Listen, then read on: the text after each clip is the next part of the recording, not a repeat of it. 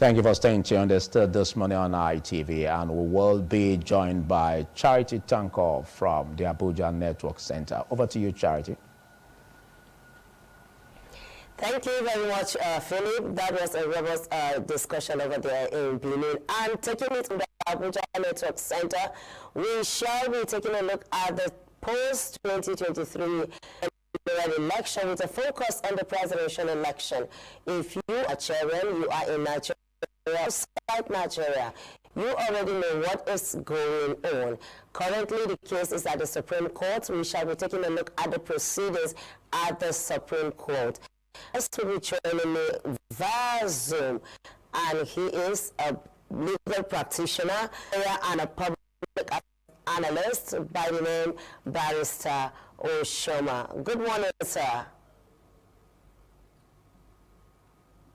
Yeah, good morning. Good morning, sir. Yeah, good morning. I can hear you clearly. Can you hear me?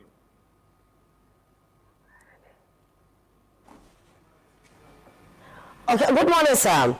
Well, let's go straight into the topic. Yesterday, we saw what transpired at the Supreme Court, where the standard bearer of the People's Party, Atiku, was told by the chairman of the Supreme Court, Justice John, that has to prove the certificate forgery allegation against President Bola Tinubu beyond reasonable doubt. To a layman, to an ordinary Nigerian, what does it entail?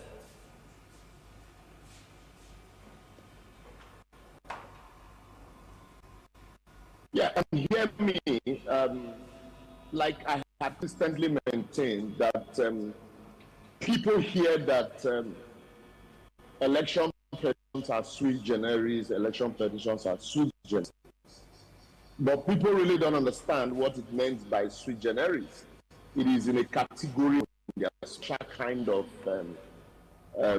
legal jurisprudence.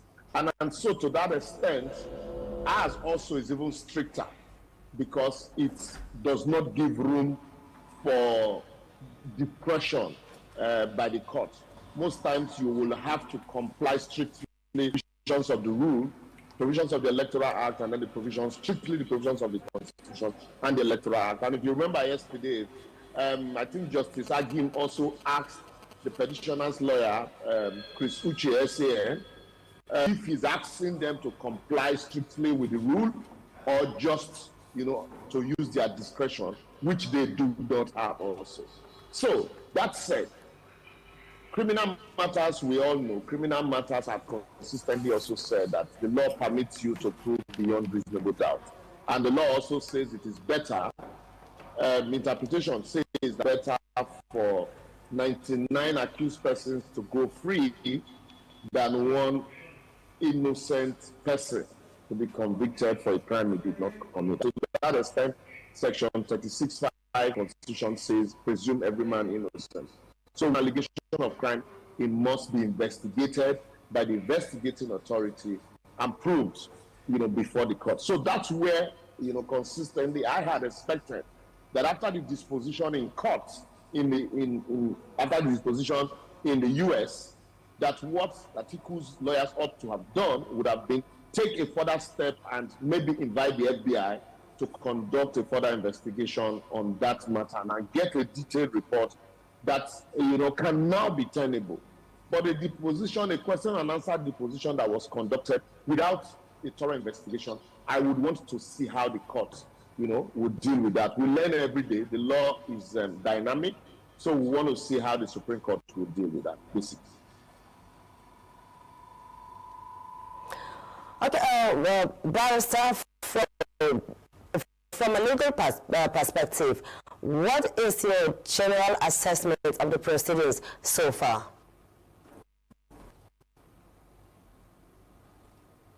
Yeah, like I had said in other fora, until we'll amend our Constitution and amend the Electoral Act, all of these issues that are in the public domain cannot change. People begin to expect that, the court should do justice according to the dictate of, what people think. The court doesn't work like that. And so what the court has done so far, even though there are some inconsistencies, in certain decisions taken, but largely 85% of what the court has done, had been in compliance with decisions that had been taken before now, that had been in compliance with the provisions of the law as ruled by both the Court of Appeal and the Supreme Court in previous matters. On the issue of subpoenaed witness, for example, some persons have argued that the subpoenaed witness is his witness of the court, and that on no account that should the court reject the testimony of the subpoenaed witness. But also there's argument on the other side that a subpoenaed witness is a witness, not just a witness of the court, but a witness requested by a party in the matter. And that so if the evidence of the subpoenaed witness, there are conditions that must be complied with before the evidence of the subpoenaed witness can be taken. Otherwise, a party can leave, their witnesses, out of the proceedings and then wait to subpoena them, knowing fully well that if you say that the subpoenaed witness must be taken, the position of the subpoenaed witness must be taken by the court.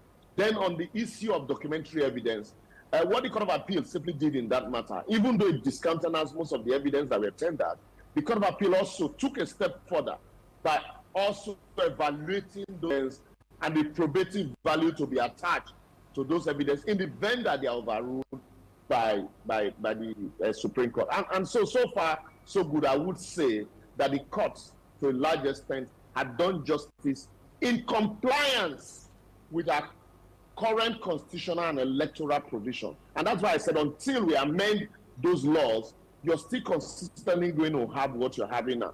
Take, for example, elections are presumed regular by virtue of the Evidence Act until the contrary is proved. Even if you snatch and run with a ballot box and INEC says that the election, INEC will announce the result, it is the man who lost the election that is alleged that you snatched the box that will come to prove. That's what the law says. All of this regularity, presumption of regularity, as it stands, until you change it, nothing will change. And then lastly, so that I don't unnecessarily belabor this point, another point is the fact that the onus of proving election irregularity consistently had been on INEC. APC, while they were in opposition, argued that the onus of proving election irregularity should be on the party, on INEC, and not on the party that lost the election. So a situation where the materials of proving irregularity are with the party, are with INEC that conducted the election, and the onus of proving irregularity is on the party that lost the election, then you're going to have the kind of challenges that you're having now, where INEC would delay giving you materials, eventually give you the materials, and then turn around to say the way I manage those materials, those documents you obtain, is questionable, and then object to its admissibility in court. So I think the onus should be on the man who conducted the election. It did comply with the laid down rules that they have made for conduct of election. Over the years, there have been talk about that most times while cases like this linger and politicians insist on pursuing certain cases, even when they know that somehow it's not going to end in their favor, that is because of their legal advisors. How will you react to that?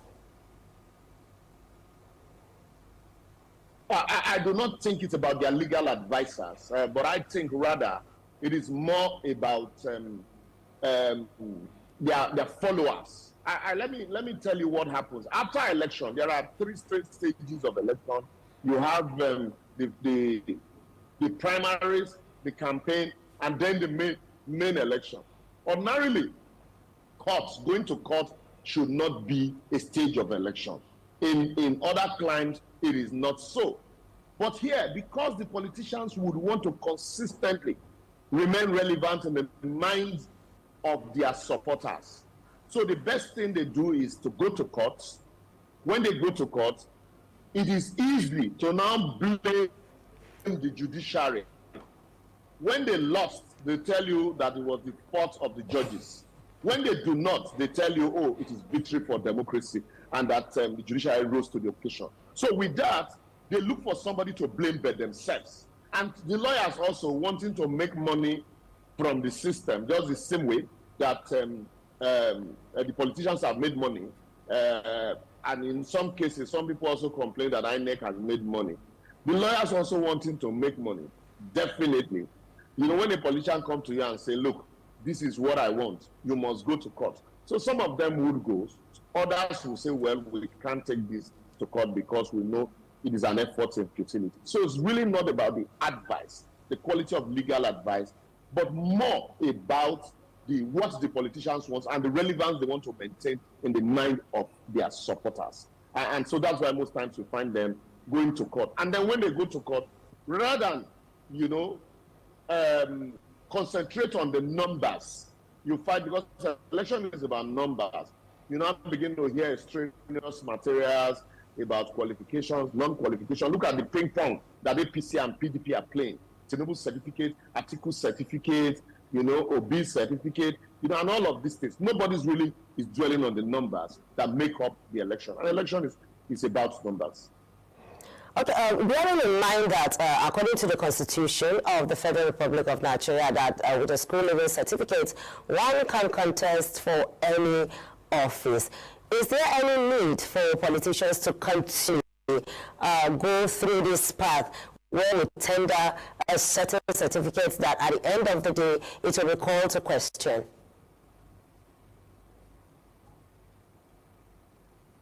Yeah.